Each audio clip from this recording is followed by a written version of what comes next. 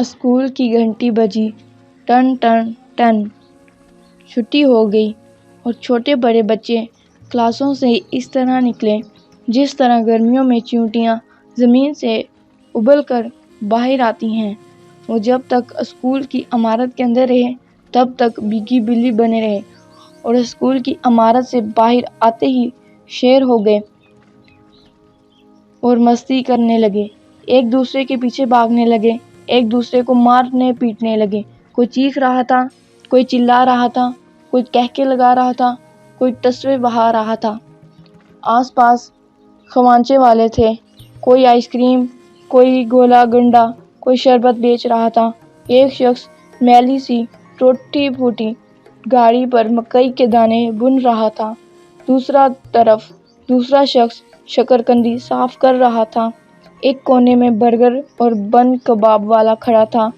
School کے بچوں نے ہر ایک کو گھیر رکھا تھا۔ اسی بھیڑ بھاڑ میں وہ گاڑیاں بھی کھڑی تھیں جن میں بیٹھ کر انہیں گھر جانا تھا۔ کچھ گاڑیاں گھروں سے آتی تھیں، کچھ گاڑیاں وہ تھیں جو آمد و رفت کا ماہانہ کرایہ لے رہی تھیں۔ ایک دور رکشا اور ایک دو گاڑیاں بھی کھڑی تھیں۔ غرض اسکول کے باہر ایک میلہ لگا ہوا تھا، شور، ہنگامہ، چیخ و پکار اور عجیب رونق تھی۔ اس ہنگامے میں وہاں ایک فقیر پہنچا۔ اس کے دونوں پیر گھٹنوں کے پاس سے کٹے ہوئے تھے۔ وہ لکڑی کے ایک تختے پر بیٹھا تھا جس میں چار لگے تھے۔ اس کے دونوں ہاتھوں میں لکڑی کے بلاک تھے، وہ ان کی مدد سے تختے کو چلاتا تھا۔ حامد کو ایک شرارت سوجی، وہ اس کے پاس گیا اور بولا، لنگر دین، پیسے کے 3، جوتے کھاؤ 3.5۔ لنگڑا فقیر غصہ ہوا اور اسے مارنے کے لیے لپکا۔ حامد اس کا منہ چڑھاتا ہوا بھاگا۔ پیچھے سے سر کلیم آ رہے تھے۔ انہوں نے دور سے حامد کی شرارت دیکھی اور اسے آواز دی، حامد یہاں آؤ۔ استاد کی آواز سن کر حامد کی سٹی گم ہو گئی۔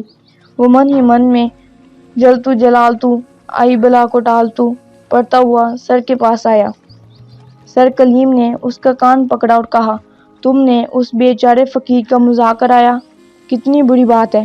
وہ بھی تمہاری طرح ایک انسان ہے، اللہ تعالیٰ کا بندہ ہے، مصیبت کا مارا ہے، پتہ نہیں وہ کیوں اور کیسے اپاہج بنا۔ اس کا مذاق اڑانا اچھا نہیں۔ اللہ تعالیٰ سے بندوں سے پیار کرو گے، اللہ تعالیٰ تم سے پیار کرے گا۔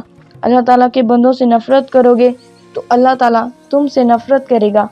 اللہ تعالیٰ کے بندوں کا مذاق اڑاؤ گے تو اللہ تعالیٰ تمہارا مذاق بنائے گا۔ جاؤ اس سے معافی مانگو، شاباش، جاؤ جلدی جاؤ۔ حامد ندامت کے ساتھ فقیر کے پاس آیا اور بولا، بابا میں نے آپ کا دل دکھایا، مجھے معاف کر دیں۔ یہ کہہ کر وہ رونے لگا۔ فقیر مسکرایا اور بولا، جاؤ بیٹا جاؤ، میں نے تمہیں معاف کر دیا، لیکن یاد رکھو آج کے بعد کسی اپاہج اور معذور پر نہ ہنسنا۔ کبھی کسی کے دل سے آہ نکلی تو اللہ تعالیٰ تم سے ناراض ہو جائے گا۔ جاؤ اب اپنے گھر جاؤ، ماں باپ تمہارا انتظار کر رہے ہوں گے۔ حامد کا دل ہلکا ہوا، وہ آنسو پونچھتے ہوئے سر کے پاس آیا اور بولا، سر آپ بھی مجھے معاف کر دیں، میں آپ سے وعدہ کرتا ہوں اب آئندہ کسی غریب فقیر کا دل نہیں دکھاؤں گا۔ سر کلیم نے محبت اور شفقت سے اس کے سر پر ہاتھ رکھا، اس کے پیٹھ پیچھے تھپتھپائی دی اور بولے، اچھے بچے اس طرح بڑوں کا کہاں مانتے ہیں، جاؤ اب گھر جاؤ۔ اتنے میں گاڑی کا ہارن بجا۔ حامد نے دوڑ لگائی اور گاڑی میں جا بیٹھا۔ حامد شریر ضرور تھا مگر ہوشیار اور ذہین بھی تھا۔ وہ 5ویں میں پڑھتا تھا۔ سر کلیم اس کے کلاس ٹیچر تھے۔ دوسرے دن وہ کلاس میں بیٹھا تھا۔ سر جماعت کے کمرے میں داخل ہوئے۔ سب بچے السلام علیکم کہتے ہوئے کھڑے ہو گئے۔ سر کلیم نے جواب دیا، وعلیکم السلام، بیٹھ جائیں۔ سب بچے بیٹھ گئے۔ سر نے پہلے حاضری لی، اس کے بعد پوری کلاس پر نظر دوڑائی، پھر بولے، بچوں آج میں آپ کو تاریخ کا ایک عجیب و غریب اور سبق آموز واقعہ سناتا ہوں۔ یہ سن کر بچے بہت خوش ہوئے۔ سب بچوں نے سر کلیم کی طرف کان لگا دیے۔ انہوں نے اپنی بات شروع کرتے ہوئے کہا، یہ ان دنوں کی بات ہے جب ہندوستان اور پاکستان ایک ہی ملک تھے۔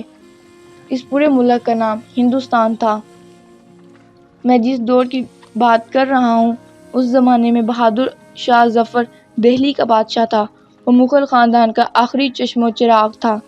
اس کے دور حکومت میں مغلیہ سلطنت سکڑ کر لال قلعے کی چہار دیواری کے اندر تک محدود ہو کر رہ گئی تھی۔ ظاہر میں بہادر شاہ ظفر پورے ہندوستان کا بادشاہ تھا، مگر اصل معنوں میں پورے ہندوستان پر انگریزی سرکار کا راہی راج تھا۔ بہادر شاہ ظفر بادشاہ ہوتے ہوئے بھی انگریزوں کا اعلی کار تھا۔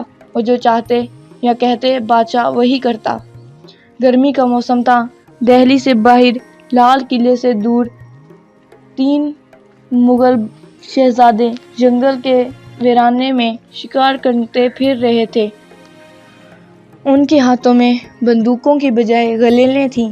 درختوں کی ٹہنیوں پر پتوں کی چھاؤں میں بیٹھی ہوئی چڑیوں اور فاختاؤں کا وہ شکار کر رہے تھے۔ اتنے میں ایک فقیر وہاں نکلا۔ اس نے دیکھا کہ 3 لڑکے غلیل سے ننھی منھی چڑیوں اور فاختاؤں کو مار رہے ہیں۔ ان کا لباس اور رکھ کر کھاؤ دیکھ کر معلوم ہو رہا تھا وہ بادشاہ زادے تھے۔ وہ لڑکوں کے پاس آیا۔ شہزادے اسے دیکھ کر کچھ حیران سے ہو گئے۔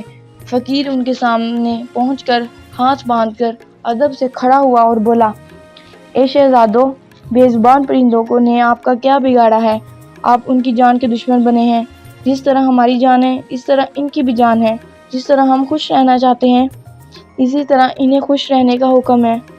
جس طرح ہمیں کوئی چوٹ لگتی ہے تو ہم دکھی ہوتے ہیں، اسی طرح چوٹ لگنے سے انہیں بھی صدمہ پہنچتا ہے۔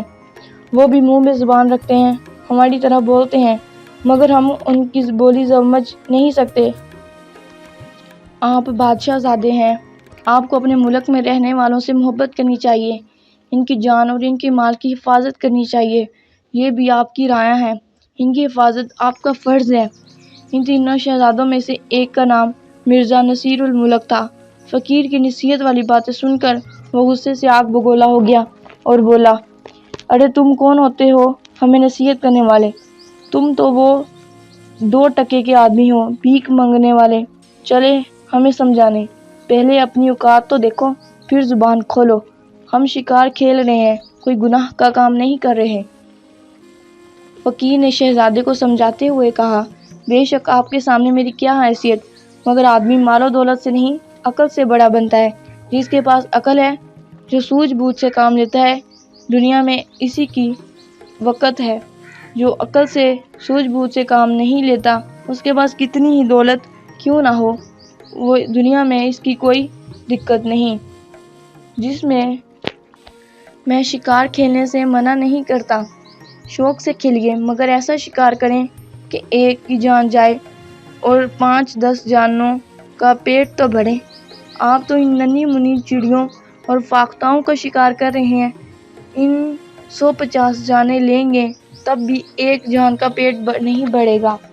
فقیر کی باتوں نے جلتی پر تیل کا کام کیا۔ مرزا نصیر الملک کا پارا 100 ڈگری سے بھی اوپر چڑھ گیا۔ وہ غصے سے لال ہوا اور پیلا ہو کر غلیل سے ایک پتھر فقیر کے گھٹنے پر اس زور سے مارا کہ اس کے منہ سے دل دہلا دینے والی ایک چیخ نکلی اور وہ زمین پر منہ کے بل گرا۔ 3 شہزادے گھوڑوں کی پیٹھ پر بیٹھتے ہی، یہ جادو جا، فقیر نے کراہتے ہوئے کہا، بائے ہائے ظالم، تم نے میری ٹانگ توڑ دی، اللہ تعالیٰ بھی اسی طرح تمہاری ٹانگ توڑ دے اور تم بھی زمین پر گھسٹتے ہوئے چلو۔ یہ دعا دے کر فقیر زمین پر اپنے آپ کو گھسیٹتا ہوا سامنے کی قبرستان کی طرف جانے لگا۔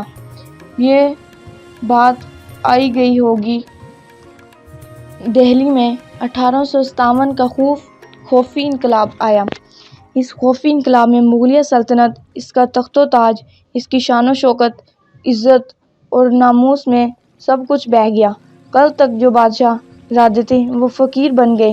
کل تک جو دوسروں کی جانوں سے کھیلتے تھے، ان کی جانوں کے لالے پڑ گئے۔ اطلس و کم خواب کے نرم گرم بستروں پر سونے والوں کو گھاس پھوس کا بستر تک میسر نہ آیا۔ عالی شان محلوں میں رہنے والوں کو سر چھپانے کے لیے چھت نہ ملی۔ اس نے سونے چاندی کے برتنوں میں کھانے والوں کو مٹی کے برتن بھی میسر نہ تھے۔ طرح طرح کے قسم قسم کے ترنوالے کھانے والوں کو نصیب میں سوکھی روٹی تک نہ رہی۔ مرزا نصیر الملک کا بھی وہی حال ہوا۔ وہ بہادر شاہ ظفر کا پوتا تھا، جس کی خدمت میں ہر وقت نوکر چاکر ہاتھ باندھے کھڑے رہتے تھے۔ اب وہ ایک سوداگر کے گھر نوکر تھا۔ وہ کچھ دنوں تک نوکری کرتا رہا۔ جب وہاں دل نہیں لگا تو دوسری جگہ نوکری کر لی۔ اس طرح کئی سال بیت گئے۔ ایک دن دہلی کے بازار میں لوگوں نے دیکھا کہ ایک فقیر، جس کے چہرے بشرے سے لگتا تھا کہ اس کا تعلق مغل خاندان سے رہا ہوگا، گھسٹتا ہوا چل رہا تھا۔ فالج کی شدید بیماری کی وجہ سے اس کے دونوں پیر بیکار ہو گئے تھے۔ وہ چلنے پھرنے سے معذور ہو گیا تھا۔ وہ ہاتھیوں کو زمین پر ٹیک ٹیک کر اپنے آپ کو اس طرح گھسیٹتا جس طرح کل شہزادوں کو نصیحت کرنے والا فقیر اپنے آپ کو گھسیٹ رہا تھا۔ لوگ رحم کھا کر، ترس کھا کر اس کی جولی میں کچھ نہ کچھ ڈال دیتے۔ حامد، سر کلیم نے حامد کو خاص طور سے مخاطب ہوئے کہا، میں نے یہ آج واقعہ تم سب کو اس لیے سنایا کہ تم لوگ یاد رکھو، کسی اپاہج یا معذور کا مذاق مت اڑاؤ، اس کا دل مت دکھاؤ۔ اگر اس کے دل سے ہائے نکلی تو یاد رکھو وہ ہے ساتوں آسمانوں کو چیرتی ہوئی عرش رب جلیل سے جا ٹکرائے گی۔ پھر اس کا نتیجہ وہی ہوگا، وہی جو اس مغل شہزادے کو ہوا، جس نے خلیل سے ایک فقیر کی ٹانگ توڑ دی، اور اس کی بددعا سے وہ بھی چلنے پھرنے سے معذور اور امیر سے غریب ہو گیا۔ ابھی سر کریم نے اپنی بات پوری نہیں کی تھی کہ پیریڈ ختم ہونے کی گھنٹی بجی۔ پیارے بچوں، آج کی بات گرہ میں باندھ لو، دوسرے پیریڈ میں آ کر ہوم ورک چیک کروں گا۔